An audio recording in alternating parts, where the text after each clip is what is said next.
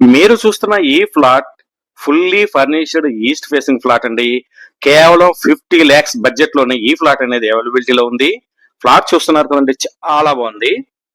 మంచి interior designer చేత ఈ ఫ్లాట్ అనేది డిజైన్ చేయించడం జరిగింది.